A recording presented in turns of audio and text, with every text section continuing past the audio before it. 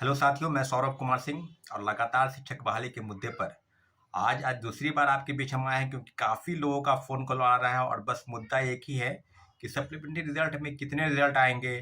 क्या जो अभी तक जो खबरें निकल कर आ रही है कई न्यूज़पेपर के माध्यम से, जो सोर्स से पता चल रहा है कि लगभग 4700 के ही आसपास जो है सेकंड मेरिट लिस्ट यानी प्रथम फेज की बहाली को लेकर तो लगातार विरोध प्रदर्शन हो रहा था। उसको लेकर कि कितने बहाली आएंगी, तो सप्लीमेंट्री रिजल्ट की मांग को लेकर लगातार विरोध प्रदर्शन हो रहा था। हम लोगों ने परसों भी बीपीएससी ऑफिस, फिर गर्दनी बाग के पास भी बीपीएससी ऑफिस, फिर शिक्षा विभाग और सारी चीज़ों पर मुझे लगता है कि मंथन हुआ है। तो पहली बार ये सब खबरें आ गई है कि सप्लीमेंट्री रिजल्ट आएगा, और जैसा कि सेक्रेटरी महोदय से भी हम लोग की बातचीत हुई थी, उन्होंने कहा था कि 110% गारंटी के साथ हम कह रहे हैं कि सप्लीमेंट्री रिजल्ट की जो तैयारी वो चल रही है। तो परंतु साथियों, लगातार जिस बात की चर्चा आपके माध्यम से हो रही है कि एक मामला बहुत जो काफ़ी सुर्खियों में अभी चल रहा है, वो है एनआईओएस का मामला। देखिए, अब कई प्रेस चैनल वाले हमारे से बातचीत कर रहे हैं और बता रहे हैं, पूछ रहे हैं, क्योंकि अभ्यर्थियों के मन में लाखों अभ्यर्थी हैं देश में जो एनआईओएस के मामले में काफ़ी गंभीरता से ये सवाल कर रहे हैं, क्योंकि वो कई लोग छठे चरण के में कई लोग जो 1 to 5 में है प्राथमिक शिक्षक वो बन गए हैं, वो ज्वाइन कर लिए हैं स्कूल में, वो जॉब भी कर रहे हैं। कई ऐसे हैं जो 7वें चरण में यानी जो प्रथम फेज की बहाली में 1,20,000 लोगों की नियुक्ति हुई, उसमें कई हजार लोग जो है डीएलएड वाले हैं। डीएलएड में 2 तरह के कोर्स है, एक एनआईओएस यानी राष्ट्रीय मुक्त शिक्षक संस्थान द्वारा एनसीईटी गाइडलाइन के अनुसार जो लगभग 18 महीने का कोर्स होता है, और एक होता है 2 साल का कोर्स यानी 24 महीने का कोर्स। तो सुप्रीम कोर्ट के एक फैसले में उत्तराखंड के मामले में कई लोग गए थे सुप्रीम कोर्ट, और सुप्रीम कोर्ट ने क्वेश्चन किया इस मामले पर, ये स्पष्ट राय दिया कि जो डीएलएड की डिग्री है वो 2 वर्ष यानी 24 महीने की डिग्री मान्य होगी। एनआईओएस के मामले में 18 महीने की डिग्री को हम अमान्य करार देते हैं। तो सारी चीजें अब स्पष्ट हो गई। अब ये बातें बिल्कुल अभ्यर्थियों के मन में है।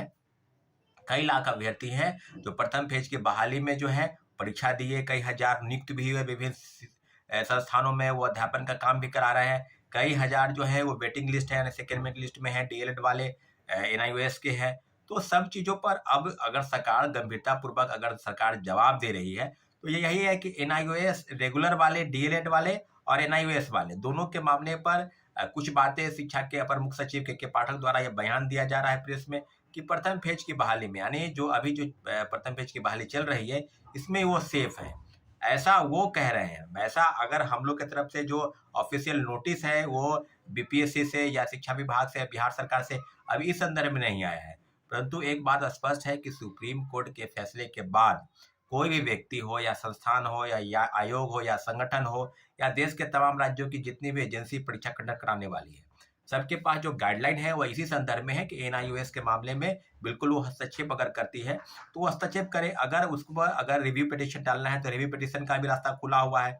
तो सब चीजों पर अगर राज्य सरकार कोई निर्णय लेती है तो वह स्पष्टीकरण तुरंत कर देगी, क्योंकि कई लाख परीक्षार्थी हैं ऐसे हैं जो सेकेंड फेज की बहाली में जिसकी परीक्षाएं सबको पता है कि 7 दिसंबर से 15 दिसंबर तक जो है आयोजित होनी है।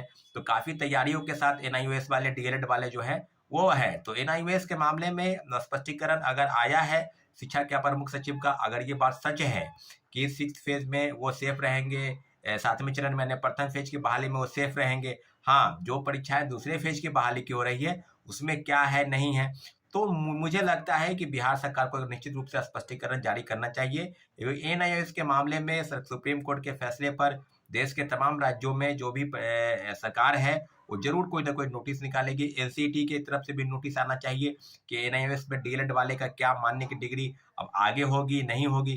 परंतु इतना जरूर है कि केंद्र सरकार और बिहार सरकार, देश के तमाम राज्यों की सरकार जो शिक्षा की नियुक्ति करती है, शिक्षकों की नियुक्ति करती है, उस सब मामले में एनआईओएस की डिग्री को कहीं न कहीं वो मान्यता अगर दे रही है तो किस चरण में, परंतु बिहार सरकार जल्द से जल्द इस मामले में स्पष्टीकरण कर दे। क्योंकि लगातार जो चीज़ें हैं वो प्रेस में कई लोग घूम रहा है, कई यूट्यूब चैनल, कई लोग जो टीचर हैं, शिक्षक हैं, वो पढ़ा रहे हैं, वो भी चीज़ों को इधर से उधर कर रहे हैं। परंतु इतना जरूर है कि सुप्रीम कोर्ट के फैसले के बाद भी कोई फैसला आता है, जैसे कि सबको पता है कि बीएड के मामले में 11 अगस्त को फैसला आया। उसके बाद क्या हुआ कि बीएड वाले 1 to 5 में यानी प्राथमिक शिक्षक में उनकी योग्यता को जो समाप्त कर दी गई, उसके लिए डीएलएड की डिग्री को जो है वो मान्यता मिली। तो सुप्रीम कोर्ट के फैसले के बाद जैसे ही आया, बिहार सरकार वहां पर एक गलती हो गई बीपीएससी से और शिक्षा विभाग से कि उन लोगों को एक नोटिस निकालना चाहिए, परंतु परीक्षा में बैठने के लिए उनको मान्य, परीक्षा में वो लोग बैठ गए, परंतु रिजल्ट के लिए उन्होंने कहा कि रिजल्ट हम नहीं देंगे। जाहिर सी बात है रिजल्ट आएगा भी नहीं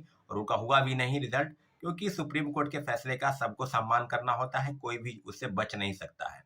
इसलिए अब एनआईओएस के मामले में डीएलएड की डिग्री वाले के लिए क्या छठे चरण में वो बाहर होंगे, या ये अभी जो सेकेंड फेज की बहाली है उसमें उनकी क्या मान्यता रहेगी, या प्रथम फेज में जो लोग नियुक्त हो गए हैं वो लोग बाहर होंगे।